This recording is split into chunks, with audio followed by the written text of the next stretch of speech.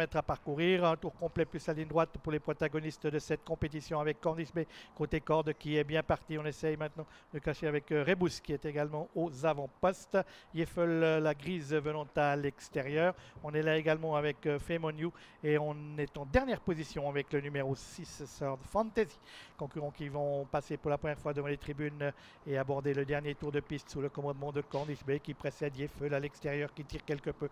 On est là ensuite côté corde avec Femoniu, le numéro 7, flanqué de Rebus à l'extérieur où se retrouve Harrington et les côtés cordes sur une troisième ligne.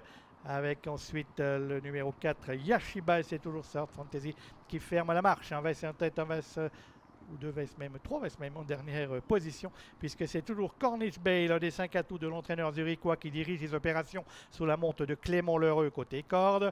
On est à l'extérieur avec la grise Yeffel et Karin Svalen. On vient côté intérieur avec Femoniu, le numéro 7.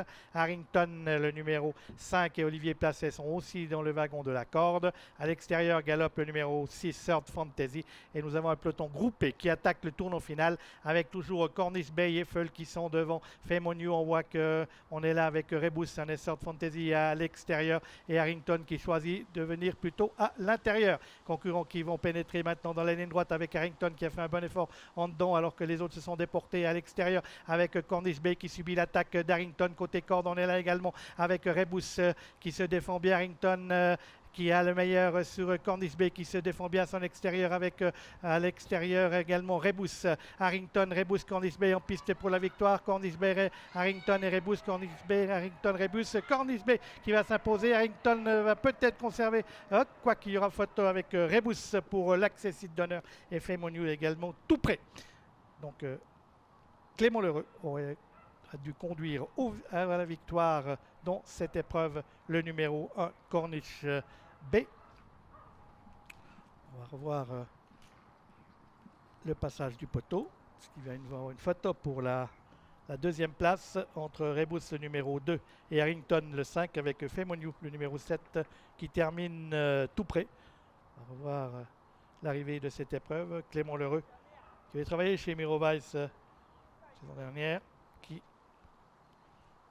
l'a emporté et qui fêterait sa première victoire en Suisse, ce Cornish Bay.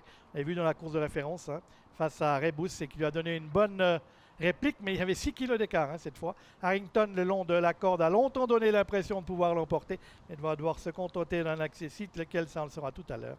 Alors que la victoire est donc pour Cornish Bay et c'est peut-être Rebus qui aurait pris la deuxième place face à Harrington, mais photo très serrée. Il me semble que c'est le numéro 7, Femoniu, qui prend la 4e place de cette compétition.